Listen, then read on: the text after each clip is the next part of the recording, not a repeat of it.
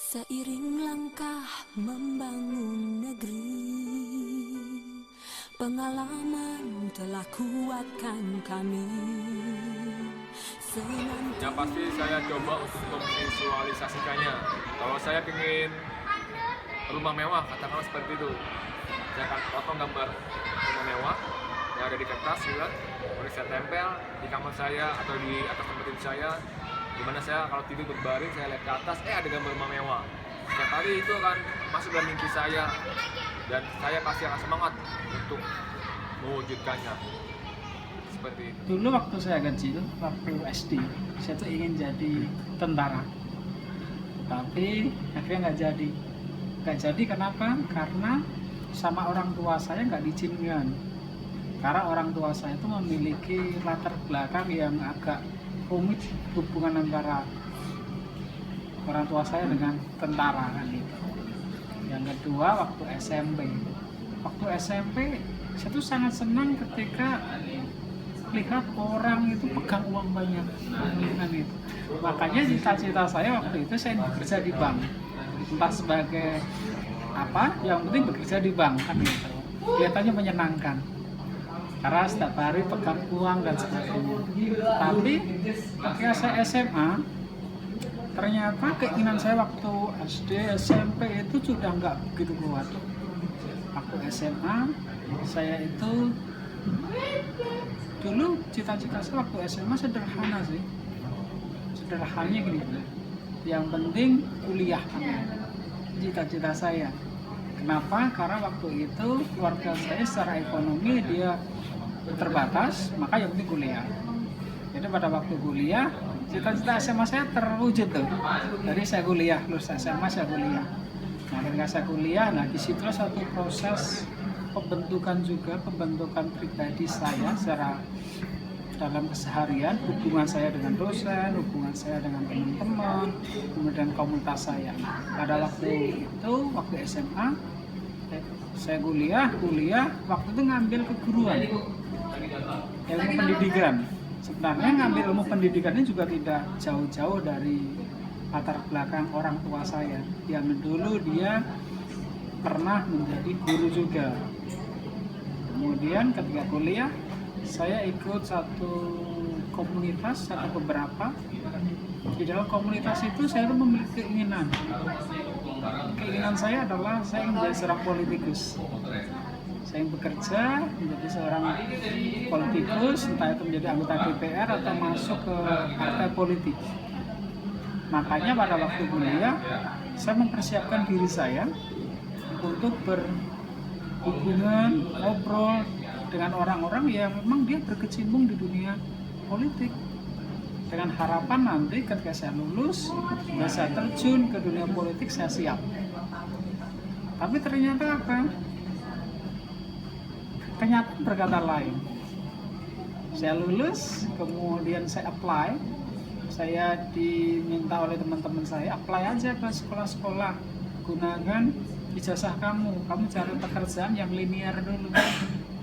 Linear, akhirnya saya apply ke sekolah, ternyata keterima. Nah, ketika saya keterima, kemudian saya menikmati menjadi seorang guru. Ternyata keinginan saya untuk menjadi seorang politikus masih ada sebenarnya, tetapi tidak sekuat dulu pada waktu kuliah. Nah, saya nggak tahu nih, karena keinginan saya tiba-tiba terus berubah. Nah, ketika saya bekerja menjadi seorang guru, disitulah ternyata saya menemukan sebuah kenyataan bahwa ternyata menjadi seorang guru itu menyenangkan. Memang di situ ada banyak persoalan. Ketika ketemu dengan anak-anak yang disitulah ketika ada satu persoalan dengan anak, ketika kita mengupgrade diri kita, ketika kita mau untuk belajar, ternyata itu justru meningkatkan kualitas kita, kualitas saya secara pribadi gitu. Dan itu keinginan saya, dan ternyata itu yang terbaik buat saya untuk saat ini. Udah berusaha Hati dalam kebersamaan dan harmoni, kebutuhan Anda Adalah karena saya sadar bahwa saya ini manusia yang tidak sempurna, dan saya juga percaya bahwa setiap orang pun tidak ada yang sempurna. Jadi dengan kata lain, setiap orang termasuk saya membutuhkan orang lain. Jadi kita tidak bisa hidup hanya seorang diri saja. Kita pasti membutuhkan orang lain atau sesama kita yang bisa hidup bersama di dalam dunia ini. Contohnya saya sebagai seorang guru BK di sekolah ini, pasti banyak hal di mana saya membutuhkan guru lain juga untuk membantu saya untuk bisa bertanggung jawab terhadap pekerjaan saya. Contohnya, saya ingin memanggil seorang anak untuk konseling di jam dinas studi tertentu. Pasti saya harus izin dulu dong dengan guru dinas studi yang bersangkutan. Apakah anak ini boleh saya panggil sebentar untuk konseling? Jadi itu salah satu contoh bagaimana di dalam peran saya merasa membutuhkan orang lain. Kalau saya memang tidak bisa hidup seorang diri kan gitu. Makanya saya perlu orang lain. Perlu orang lain itu sebenarnya kan gini. Ya selain saya nggak bisa hidup seorang diri, saya perlu orang lain untuk meningkatkan kemampuan saya. Salah satu, ada banyak alasan ya. Salah satunya ketika saya berhubungan dengan anak. Nah disitulah saya diajarkan untuk mengupgrade diri saya untuk menjadi lebih lagi, menyesuaikan dengan keadaan. Ketika berhubungan dengan teman-teman guru yang lain, saya memperoleh suatu cara berpikir, cara pandang, cara melihat situasi yang berbeda. Nah, makanya kemudian selain daripada saya juga nggak bisa memenuhi kebutuhan saya seorang diri kan itu. Saya makan saya perlu orang lain kan itu. Maka orang lain itu yang kan sebenarnya menolong saya. Saling sebenarnya, selain mereka menolong saya juga menolong mereka karena mereka juga nggak bisa hidup seorang diri kan gitu.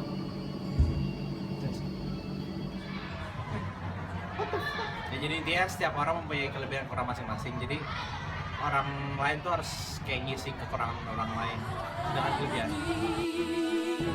Kesetiaan kami dari hati Agung Podo. Ya pasti kita harus sepakat dulu, kita mau mencapai apa nih, tujuannya apa yang mau kita capai. Lalu kemudian setelah itu kita buat aturan mainnya untuk pembagian tugas masing-masing. Itu dinamakan dengan kerjasama. Jadi nggak ada satupun anggota dalam kelompok saya yang tidak bekerja. Semua sadar akan tanggung jawabnya untuk bisa masing-masing untuk mencapai satu tujuan yang sudah kita sepakati. Yang jelas komunikasi. Karena tanpa komunikasi, sebagus apapun ide kita, ya nggak akan sampai kan gitu. Ketika ada suatu persoalan tanpa dikomunikasikan dengan benar, ya maka persoalan nggak akan selesai. Maka komunikasi itu menjadi salah satu cara untuk mengikat di dalam sebuah kelompok itu. Untuk membentuk kelompok kan kita juga perlu membangun komunikasi dengan orang lain. Kita menemukan sisi-sisi yang menyamakan. Kita menemukan nanti sisi-sisi yang membedakan dan kemudian bagaimana kita harus menghadapinya. Jadi komunikasi itu menjadi roh dari kelompok itu sendiri. I don't know. Ada pertanyaan. Next. Bersama kami Agung Podomoro untuk harmoni. Yang pasti saya akan menjabarkan visi dan misi negara kita. Kemudian saya akan jabarkan strateginya seperti apa untuk mencapai visi dan misi dalam bentuk sosialisasi. Jadi mesti ada pensosialisasian sampai mereka paham betul dan ingat bahwa kita punya satu tujuan yang harus kita capai bersama. Jadi kita harus bersatu untuk menjalankan strategi yang sudah kita buat. Jadi harus tegas juga dalam menjalankan strategi yang sudah kita rencanakan. Yang jelas harus menyadari akan kebutuhan. Artinya gini, kebutuhannya itu apa? Kebutuhan mereka itu apa? Ketika kita sadarkan kebutuhan mereka, dan kita menjadi seorang pemimpin, kebutuhan rakyat itu apa? Kebutuhan orang lain itu apa? Kebutuhan primer itu kan harus terpenuhi dulu. Baru kita ke bicara sekunder dan sebagainya. Ketika kebutuhan primer tercukupi, kemudian pendidikan baik, maka segala sesuatu bisa kita bicarakan, segala sesuatu bisa kita ajak kerjasama. dengerin keluhan masyarakat, terus harus diatasin juga, jangan cuma janji-janji doang. Itu aja sih. Next. So simple. Seiring langkah membangun negeri, pengalaman telah kuatkan kami. Jadi kita sebagai pemimpin itu kita harus jelas itu loh untuk kesejahteraan warga kita, karena mereka sudah layak mendapatkan itu. Kenapa? Karena mereka sudah mau bekerja, mau royal dan loyal. Itu adalah hak mereka dan kita harus berikan. Kalau enggak, pasti kita sudah melanggar HAM, karena kita sudah nggak adil terhadap mereka. Kita turun lagi ke Undang-Undang Dasar 45 dan tentang HAM, Undang-Undang HAM.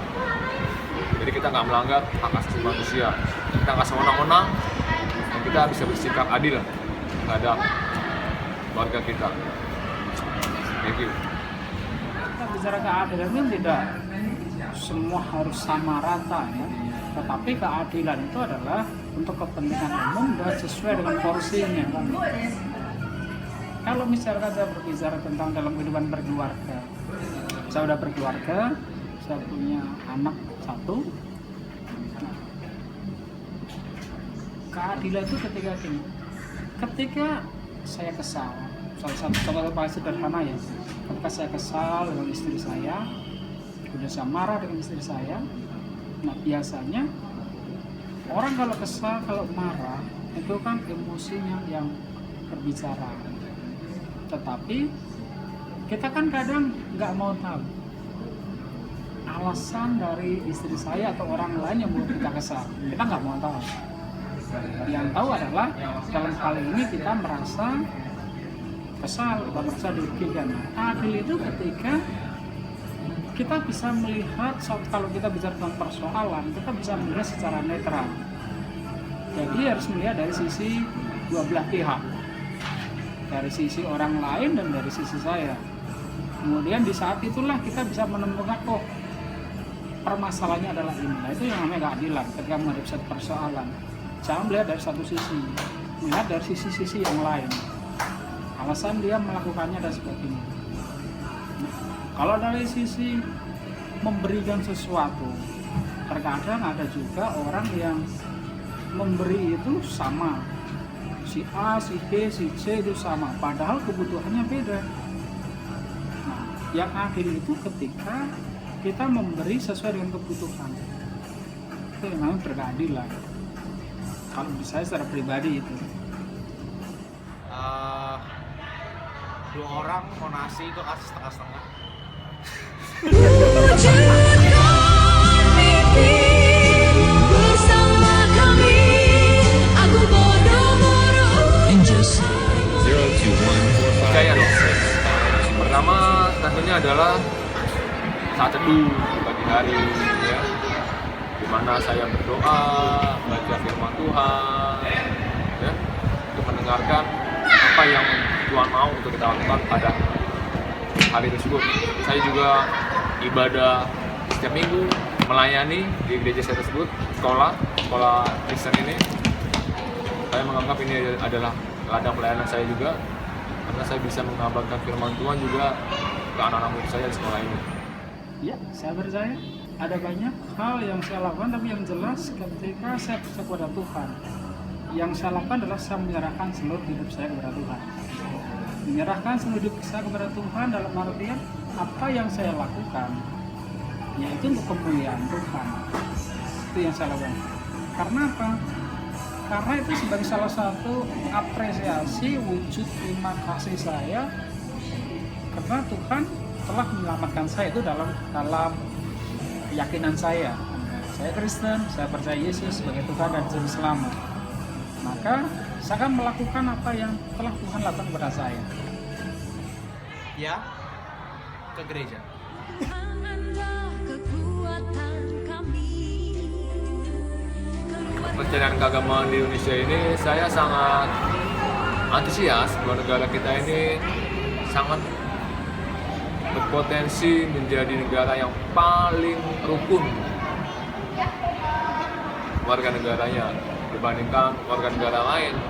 karena dengan banyaknya keanekaragaman kepercayaan dan agama, kita berpeluang untuk bisa saling bertoleransi satu sama lain. Kalau kita bicara agama kan ini, berkeyakinan itu kan persoalan pribadi, persoalan saya dengan Tuhan saya.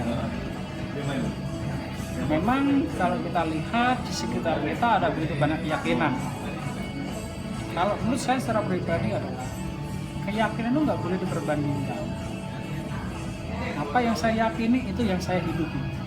Apa yang mereka yakini itu yang mereka hidupi. Jadi nggak boleh saling membandingkan. Kalau bicara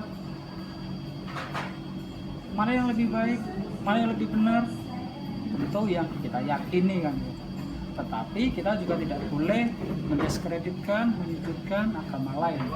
Kenapa? Karena ketika kita hidup di dalam dunia ini, kita kan juga harus memiliki satu relasi yang baik dengan orang lain.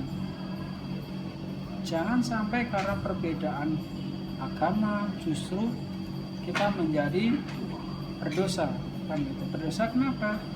Karena kita merasa benar, keyakinan saya benar, sama kemudian menyatakan agama mereka salah, kemudian kita menganiaya mereka, kemudian kita memukuli mereka, bahkan ada yang lebih, kan itu. Justru kan membuat kita berdosa, kan itu. Yang seharusnya agama itu adalah menolong kita untuk bagaimana kita harus berhubungan baik, menjalin relasi dengan orang lain yang berbeda dengan kita. Karena Tuhan itu kan mengajarkan kepada kita untuk menerima perbedaan, untuk saling mengasihi sama manusia kan. Ya, kalau gue bilang agama harus kayak gak ikut campur dengan agama lain. Ya, masing-masing kan punya kepercayaan masing-masing. Jadi kayak kalau dikaitin sama yang lain pasti jadi ada masalah gitu.